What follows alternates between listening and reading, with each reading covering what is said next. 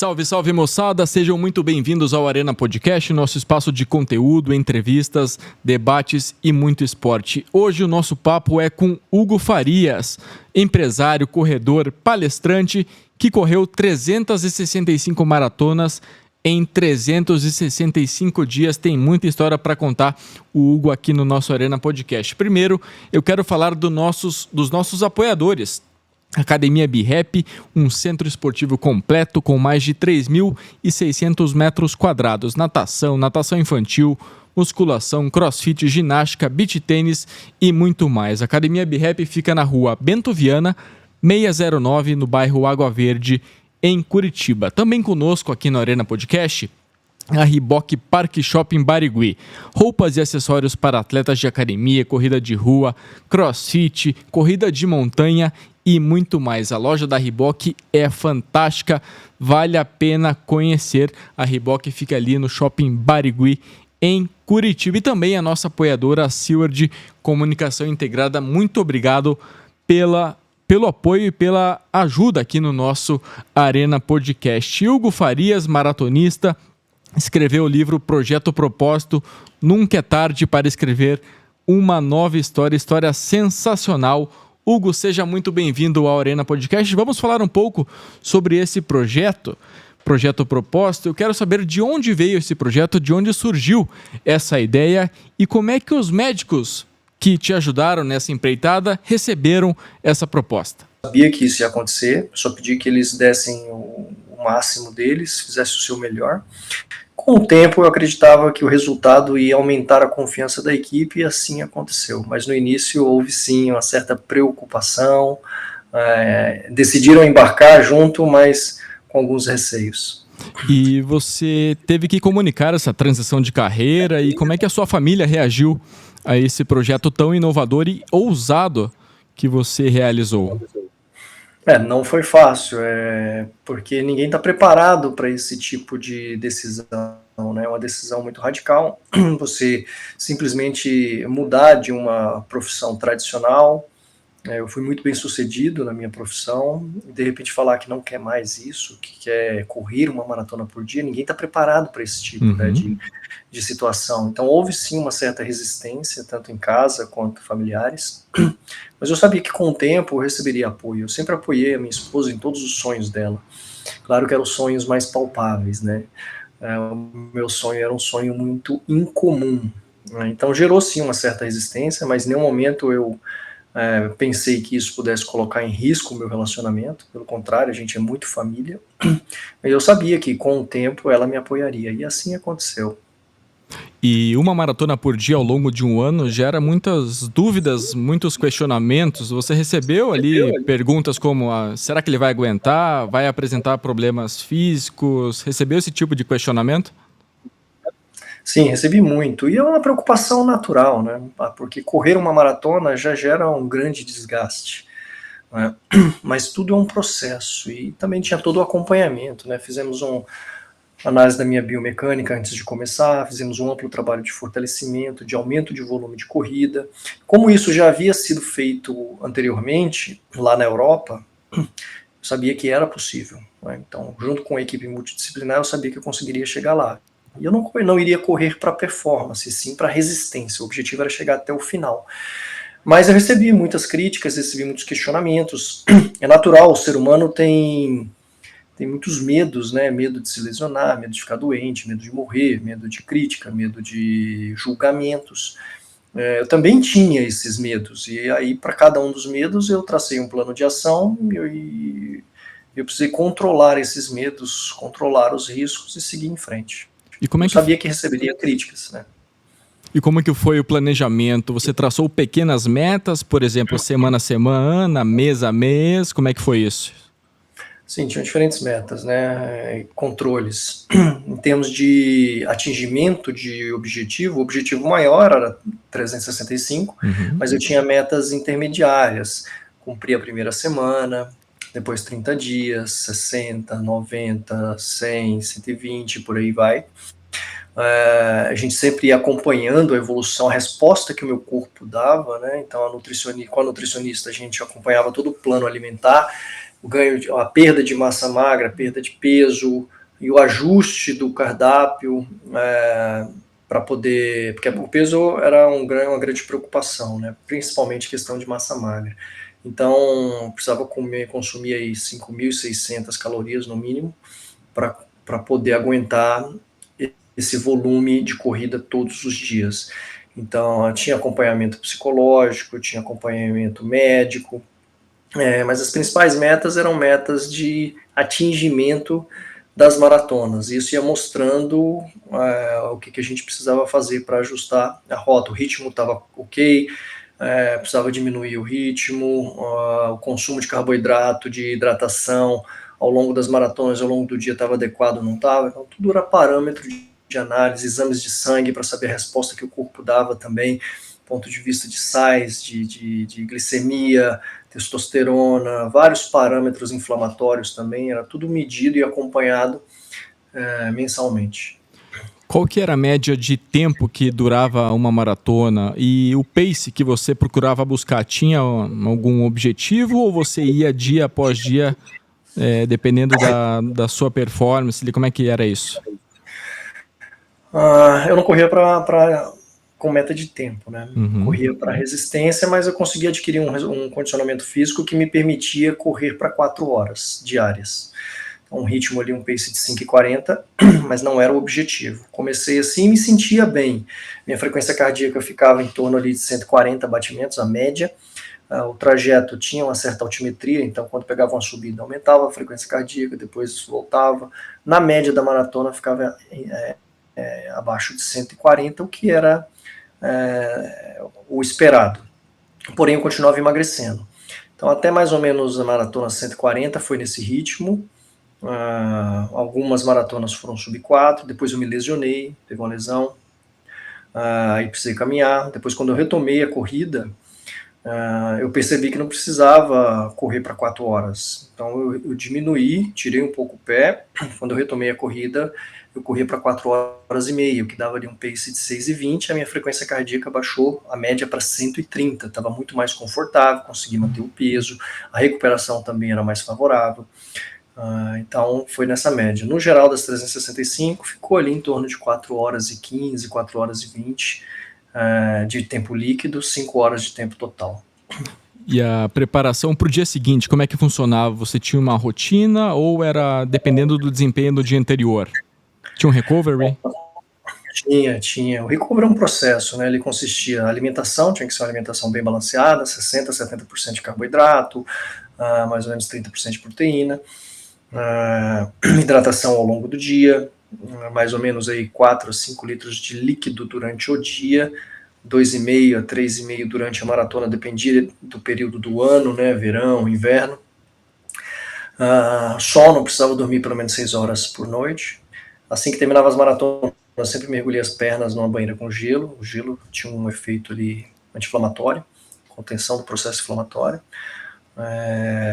Fisioterapia, né, 2 vezes por semana, fortalecimento também, porque quem absorve o impacto é a musculatura. Então, a musculatura estando preparada, as articulações elas são poupadas.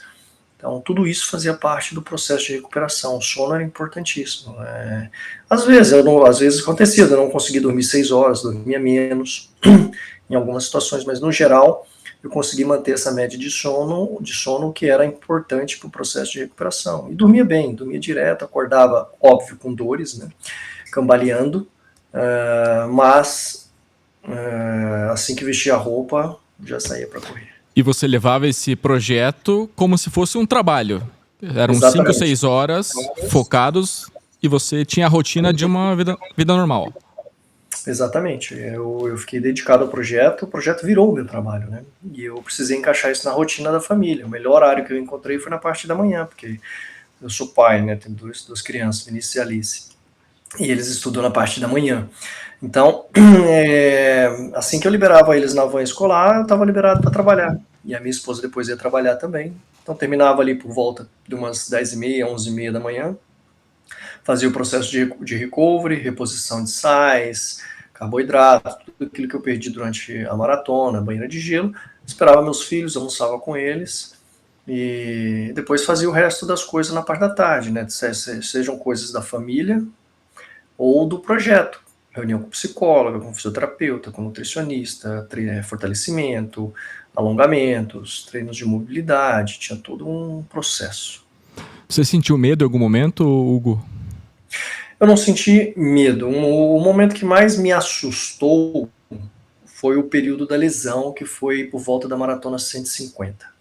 Eu tive uma forte dor na virilha, que depois foi constatado por exame de imagem que era uma pubalgia, tratava-se de uma pubalgia, e ela me fez caminhar, primeiro na maratona 143, depois na maratona 150, a equipe médica entrou com medicação, e nesse dia, a primeira vez que ela apareceu, eu estava no quilômetro 35, ali eu senti uma dor que eu não tinha sentido até então, né, porque você aprende a conviver com a dor, e aquela dor estava muito intensa, depois ela ficou muito mais forte até o momento que eu não conseguia mais caminhar.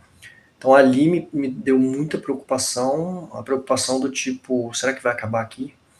Então eu fiquei muito assustado, mas acionei a equipe, consegui chegar em casa,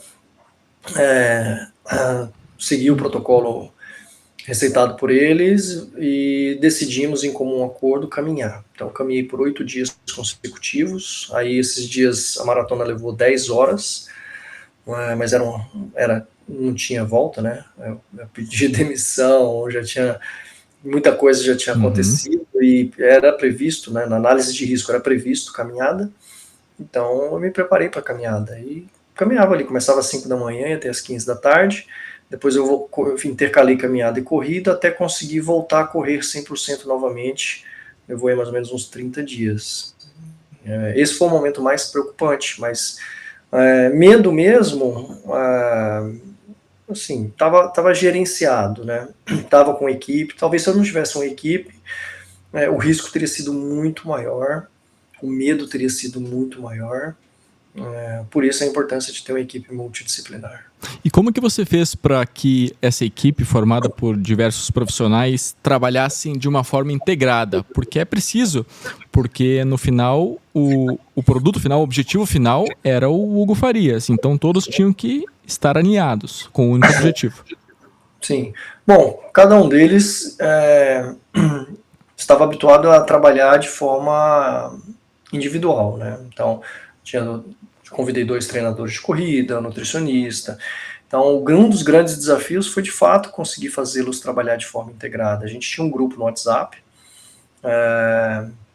A primeira grande demonstração de trabalho integrado foi realmente nesse momento da lesão, que aí todo mundo abraçou, né? A causa tinha passado das 100 maratonas, então todo mundo ali, a confiança da equipe já era maior, e eles vendo aquela situação, todo mundo colaborou, todo mundo trabalhou ali com mentalidade de solução. Eu, naturalmente, precisava ser o agente integrador, né? Então, eu que movimentava a galera toda, chamava nutricionista, psicóloga, fisioterapeuta, os treinadores, a equipe do Encore, todo mundo debatia e a gente estabeleceu o protocolo a ser seguido. Dali para frente, tudo funcionou de forma mais integrada, colaborativa, as pessoas compartilhando as informações uns com os outros, dando as opiniões, debatendo. Mas até aquele momento era ainda um pouco difícil. Eu que fazia as pontes assim, individual, às vezes fora do grupo, porque eu percebia que as pessoas tinham um pouco de receio de se expor, né, de colocar a opinião diante dos outros, então tem muito disso. E depois eles vão ganhando confiança, vão ficando mais abertos ao trabalho integrado. E você tinha apoiadores, patrocinadores para esse projeto, ou você foi conquistando isso ao longo do projeto ou só depois que você escreveu o livro? Eu tinha uma grande expectativa de conseguir patrocínio ao longo do projeto, né? Isso foi uma das coisas que me moveu a de fato querer escrever uma nova história. Eu achava que, por eu ser algo inédito, chamaria a atenção das marcas, elas gostariam de fazer parte disso. Só que isso não aconteceu, por vários motivos. Primeiro, eu não tinha histórico, eu nunca fui profissional, né, atleta profissional. E o meu histórico na corrida era nenhum, porque eu não tinha currículo. Eu tinha corrido uma maratona na minha vida e estava me propondo a correr 365. Então, o projeto, na verdade, representou mais risco do que oportunidade. Os patrocínios que eu tive foram nos eventos comemorativos que a gente acabou fazendo, Maratona 100, 250 e 3.005, então isso teve bastante patrocínio. Só foi possível por conta da participação dessas empresas, então sou muito grato a todas elas. Tive um patrocínio mais para o final do projeto de um colégio, Colégio Limite. O reconhecimento veio da educação, então foi muito prazeroso. E também tive um grande patrocínio do supermercado São Vicente, que é aqui local, que acreditou nessa história e continua acreditando. Temos uma parceria ainda pós-projeto. E o que fica de aprendizado é isso, né? A jornada, ela é sobre construção de uma nova história, né? Você primeiro precisa gerar resultado. O patrocínio, muitas vezes, vem posterior a isso. Posterior ao que você constrói, a não ser que você já tenha construído algo dentro do esporte. Aí é mais fácil. Essa foi o meu aprendizado. Então eu decidi, quando eu percebi que seria muito difícil conseguir patrocínio financeiro, eu busquei apoios e arquei o projeto com recursos próprios. Tem 2 capítulos que me saltaram aos olhos aqui no seu livro, Projeto Propósito, Nunca é Tarde para Escrever uma História. Quem está acompanhando no YouTube e no Spotify consegue ver aqui a imagem, que são, Hugo, foco na solução e também escolha as contas que você quer pagar. Conta um pouco pra gente sobre esses 2 capítulos específicos. O primeiro, qual que foi mesmo? Foco na solução. Foco na solução. Eu acho que o fato de eu ter vindo da carreira técnica, né, minha formação é técnica, tecnologia em processamento de dados, e toda a minha carreira foi com tecnologia. Eu prestava serviços, eu fornecia soluções. Eu precisava resolver os problemas dos clientes. Então a minha vida inteira foi resolver problemas, ter foco na solução. E mais do que nunca, no projeto, a mentalidade precisava ser nisso. Primeiro, positividade acima de tudo, encarar tudo com positividade, mesmo no momento de dificuldade. E pensar sempre na solução. Porque de nada adiantaria você ficar chateado ou achar que não vai conseguir, achar que não vai dar certo. Cara, eu larguei tudo, tinha que dar certo, não tinha outra alternativa. Não entrei nessa para ver se ia dar certo, tinha que dar certo. E para dar certo você tem que acreditar e sempre buscar soluções. Aconteça o que acontecer, qualquer que seja o problema. Então essa era a mentalidade de foco na solução. E a outra... Escolha as contas que você quer pagar. Escolha as contas, né? Esse foi um tema muito polêmico, inclusive. Tem algumas postagens, porque na linha daquela pergunta que você fez lá no início, né, recebi muitas críticas também. A grande maioria eram elogios, pessoas que de fato estavam se sentindo inspiradas, porque o propósito do projeto era inspirar pessoas. Eu recebia muitas mensagens positivas, mas eu também recebia algumas mensagens não tão positivas, de questionamento. E uma dessas mensagens era essa aí: uma hora a conta vai chegar, uma hora a conta vai chegar, e repetidas vezes, de diversas pessoas. E aí eu parei para refletir, né, poxa, por quê? Eu acho que isso fala muito com os medos, né, os medos que nós naturalmente temos de arriscar, de morrer, de se lesionar, disso ou daquilo. E esses medos, muitas vezes, eles acontecem por desconhecimento, né? Como eu estava com equipe, eu estava ciente do que eu estava fazendo, eu não estava indo para performance, estava com todo o acompanhamento médico, clínico, etc. Eu sabia o que eu estava fazendo. E eu decidi pagar esta conta, né, qualquer que fosse ela, a repercussão com o projeto. A gente naturalmente paga muitas contas ao longo da nossa vida por conta das nossas decisões, né? Eu fiz até várias analogias na postagem na época, e o vídeo deu bastante repercussão. Então, assim, se você não cuida da tua saúde, você vai pagar uma conta. Se você não cuida da tua família, não se dedica à tua família, tu também vai pagar uma conta. Se você trabalha demais, não dá atenção aos teus filhos, você vai pagar uma conta.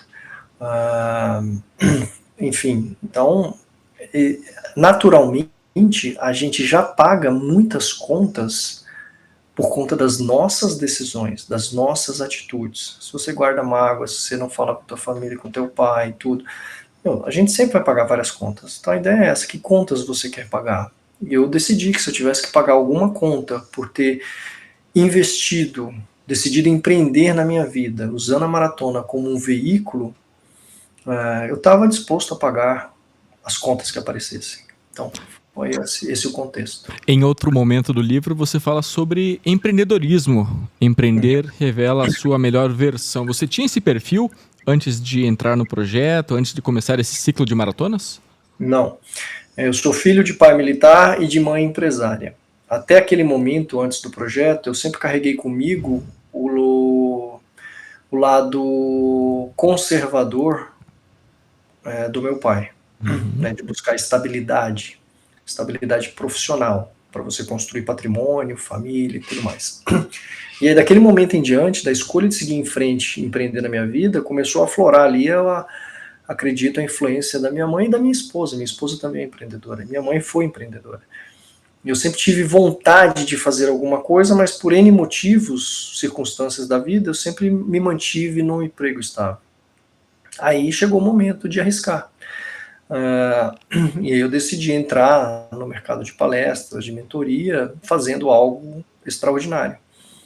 Eu visualizei que aquilo ali seria a porta de entrada, porque é um mercado que tem muita concorrência, mas que ao conseguir realizar esse feito, a possibilidade de gerar repercussão e de realmente construir uma nova história e conseguir ser remunerado por isso, essa era a minha visão, né, de futuro, de construir uma nova história e através de inspirar outras pessoas, de despertar o potencial que existe dentro de cada um de nós, eu naturalmente conseguiria também algum retorno financeiro. Você se lembra exatamente o momento em que você falou em público sobre o projeto proposto? Conta no livro vários trechinhos interessantes, assim, esse é um deles. Sim, eu vivi um conflito muito grande, né? Primeiro isso aí ficou na minha cabeça, porque você se questiona e você acha que você está ficando maluco, né? Então eu me questionava muito, mas por quê? Por que isso? E isso só ia crescendo e tal, tinha essa vontade de fazer. Aí eu estruturei como um projeto, isso foi em dezembro de 21. Em abril de 2022, aí eu decidi sair da empresa, já estava com o projeto estruturado, eu já tinha conversado com algumas pessoas, já tinha dado alguns spoilers para minha esposa também. E aí depois eu sentei e conversei com a minha esposa, falei, olha, eu saí da empresa para fazer isso e tudo. Óbvio, ela ficou assustada, ficou chateada, mas depois a gente conversou, ela entendeu, mostrei tudo. Teve impacto emocional e financeiro, instabilidade, né? Gerou nela instabilidade emocional e financeira. E eu tive que controlar tudo isso, mostrar, tá aqui o dinheiro que a gente vai usar, que eu vou usar para manter o padrão da família, as contas e tudo mais, e tocar o projeto. E tive que ter algum controle emocional ali também para tocar o dia a dia. E aí depois eu comecei a anunciar publicamente. O grande anúncio público só aconteceu faltando, acho que, uma semana para iniciar o projeto. Até lá, eu já tinha conversado com vários profissionais e tal, tinha formado a equipe multidisciplinar, algumas outras pessoas sabiam, mas anúncio mesmo no Instagram e publicamente foi faltando uma semana. E aí depois teve a primeira entrevista na Record, que eles vieram aqui no dia anterior ao início do projeto, e aí passou também na televisão. Então foi assim que foi a divulgação. Muito bem. Quais feedbacks você vem recebendo durante as palestras? As pessoas te abordam, elas perguntam, tem questionamentos específicos? Sim, a palestra, as pessoas no início ficam assustadas, né? Até como é um processo, assim como foi no projeto, no início todo mundo desconfiava, na palestra também no início o pessoal ficou um pouco chocado, depois eles vão entendendo, e eu acredito que está conectando muito com as histórias das pessoas, porque isso fala muito sobre você acreditar em você mesmo, né? De você não ter medo de sonhar grande, de você acreditar no teu sonho, de você ir atrás do teu sonho, de você ter coragem de dar o primeiro passo, né? A gente muitas vezes tem medo de ir atrás dos nossos sonhos por N receios, por N medos. Seja um sonho dentro da empresa, fora da empresa, na família, uma viagem, ou qualquer coisa. Então, os feedbacks que eu tenho recebido são muito positivos, de pessoas que de fato se sentem inspiradas, e esse é o objetivo que eu tracei para minha vida nessa segunda metade, né, da minha vida, se é que eu estou na metade ou se eu já passei. Eu decidi que eu faria coisas de impacto com o objetivo de inspirar e transformar vidas. Esse é o meu propósito. Muito bem. Sobre a alimentação, Hugo, você continua se alimentando como você se alimentava durante o projeto? Você é um Hugo diferente daquele de antes do projeto? Como que você vem em relação à alimentação, vem depois desse projeto das 365 maratonas? A minha alimentação mudou muito para a realização do projeto, né? Então, não podia comer qualquer coisa, hambúrguer, pizza, fritura, precisava ter disciplina na alimentação. E após o projeto, eu consegui manter essa alimentação, a maior consciência com relação à qualidade do alimento que a gente come, porque ele influencia em tudo. No nosso comportamento, no nosso sistema digestivo, no nosso sono, na forma como a gente reage às coisas. Tem alimentos inflamatórios, alimentos não inflamatórios. Então a alimentação é importantíssima. Eu consumo, óbvio, às vezes me dou o luxo de ter algum prazer em comer alguma besteira, mas isso é exceção. O 80-20, né, a grande maioria da minha alimentação é a alimentação que eu considero saudável.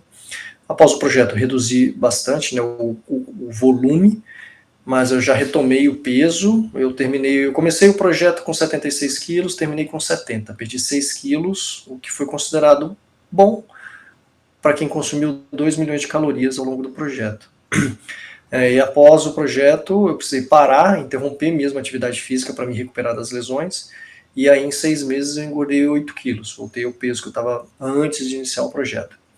Agora eu estou com 77, retomei os treinos novamente, e estou mantendo. Então eu estou feliz com isso. Tenho 1,83 m, está num peso bom. Tá bom. É isso. E como você não participava de competições oficiais, você não tinha aquela estrutura de uma competição oficial, de uma maratona, para te atender. Como é que você fazia com a hidratação antes, ao longo e depois da prova? Bom, antes tomava em casa mesmo. Durante eu levava a mochila de hidratação. Durante um bom tempo eu levei a mochila de hidratação nas costas. Então eu carregava ali 1 litro a 1,5 litro de água e ia repondo ao longo do trajeto, fazia algumas pausas para repor água. Tomava isotônico também, água de coco. Depois de um tempo, por conta de um fortalecimento, senti dor na lombar. Aí para não impactar a lombar com a mochila, e também durante a lesão, como ia ter que ficar caminhando 10 horas, eu decidi carregar a garrafinha. Gostei daquele formato, e dali para frente eu sempre carreguei uma garrafinha de 500 ml e ia repondo, né, comprando outras, pegando outras. Então essa era a minha hidratação, é assim que funcionava, eu levava ela comigo, tudo comigo. Eu precisava ser autossuficiente, independente. Prático, tinha que levar tudo comigo. Então eu levava minha alimentação na cintura, numa pochete. Visualmente era horrível, né? Você corria uma maratona com pochete e com mochila de hidratação nas costas. Inclusive eu fazia isso nas maratonas oficiais, que eu participei de algumas maratonas oficiais, em São Paulo, no Rio, em Uberlândia, e eu ia do mesmo jeito. Não interrompia a minha rotina. Aquilo aí para mim era sagrado. Não fugi do hábito. E me ajudou muito. Porque eu ficava independente, às vezes eu comia, como eu precisava comer a cada 20 minutos carboidrato, eu aproveitava e me hidratava nesse momento. E às vezes a hidratação da prova, ela não coincide com o teu momento de alimentação. Então, para eu não pôr em risco ainda mais o fato de ter tido deslocamento, mas não pôr em risco a maratona, o processo de recuperação, eu precisava estar com a minha água. E você faz ideia de quantos pares de tênis você utilizou ao longo desse ano? Foram 28 pares de tênis, dos quais 20 eu comprei, 8 eu ganhei. Aí as marcas me enviaram, apesar de não ter sido patrocinado por nenhuma marca esportiva, eu tive contato com boa parte delas, recebi alguns tênis também, né? Conheci mais o mercado, como funciona, né? Então essa foi a parte prática. Tênis de placa, com placa de carbono e sem placa? Tênis com placa e sem placa. A grande maioria dos tênis foram tênis com placa, mas eu intercalava também com tênis sem placa. Eu desenvolvi fascite plantar ao longo do projeto. Existem muitos estudos aí que falam que a placa pode contribuir para isso. Não posso te dizer que foi isso, pode ter contribuído, mas o volume de corrida era muito grande, né? 42 km por dia, 300 km por semana. Então, acredito que mesmo que não fosse um tênis com placa, fosse só sem placa, a probabilidade de ter alguma lesão na face do pé era grande. Então, depois que eu terminei, eu tratei. Uhum. Hugo, qual... Mas eu me adaptei muito bem aos tênis com placa, viu? Eu tinha alguns modelos que eu testei, me adaptei, e me sentia muito bem. E mesmo tendo placa, era um tênis que eu me sentia confortável. A pisada era confortável e estável. Você nunca foi um corredor velocista? Não. Não. Assim, na equipe, eu sempre fui um atleta mediano. Eu não era um dos mais rápidos, nunca ganhei troféu em provas, eu fiz pouquíssimas provas. Então, eu considero que eu nunca fui um atleta velocista. Tinha força, mas não era o meu forte ali, não era mais resistência mesmo. E qual frase mais te marcou ao longo dessa jornada, Hugo? Que mais me marcou? Uma das. São várias. Eu gosto de frases, né? Eu usei várias frases aí nas camisetas, frases que me motivavam, né? Que eu buscava o significado nelas. Eu comecei o projeto com uma camiseta um dia de cada vez e terminei com um dia de cada vez. E foi importantíssimo, né? Viver um dia de cada vez para tudo na nossa vida, né? Ter paciência, ser resiliente. Eu acho que a frase que ficou e que eu mais me marca e é o que eu levo para frente para que de fato consiga desenvolver nas pessoas o senso de que elas são capazes, é de que nunca é tarde realmente para você escrever uma nova história, acreditar em você. Hugo, você consome outros tipos de mídias, séries, filmes, livros? Quais que você indica aqui para o pessoal do Arena Podcast? Sim, gosto muito de leitura, ganhei muitos livros ao longo do projeto, está tudo aqui na lista de leitura, agora já consegui ler alguns. Eu usei alguns livros para me preparar para o projeto Propósito, principalmente a questão mental, né? Então, Ideias que Colam, Disciplina e Liberdade, do Jocko Willink, Responsabilidade Extrema também, do Jocko Willink, O Milagre da Manhã, as 17 Leis do Triunfo, né? Não, As Leis do Triunfo. Que mais? Jeito Harvard de Ser Feliz. São vários, são inúmeros, mas foram muito bons para o meu desenvolvimento, preparação para o projeto. Filmes, eu gosto muito de filmes, vários filmes me inspiraram. Gosto de documentários, né, de autobiografias e de outros filmes inspiradores. Um filme que me marcou muito foi 14 Picos, que conta a história do nepalês Nins Dai, que escalou as 14 maiores montanhas acima de 8 mil metros. Bateu um recorde. Ele mostrou também que pessoas comuns são capazes de fazer coisas incríveis. Gostei muito também do filme King Richard, o pai da Venus e da Serena Williams, conta a história delas. A Destemida também, que conta a história da Jessica Watson, que atravessou o mundo aí num barco à vela. E tantos outros. Eu sempre procuro extrair algum aprendizado, né, dos filmes, por mais que sejam filmes de ficção, sempre tem alguma mensagem que a gente pode aplicar na nossa vida. E você pratica e consome outros esportes? Eu pratiquei o triatlon antes de embarcar no projeto Propósito. Ainda tenho a bicicleta aqui, não sei o que eu vou fazer com ela, porque eu devo permanecer ainda no mundo da corrida por um bom tempo. Pratiquei basquete praticamente minha adolescência inteira, dos 12 aos 18. Acho que foi o esporte que eu mais pratiquei ali no início. Depois tênis. Eu gosto muito de esportes. Apesar de nunca ter sido um atleta mesmo e vivido esporte, eu tinha uma facilidade com esportes.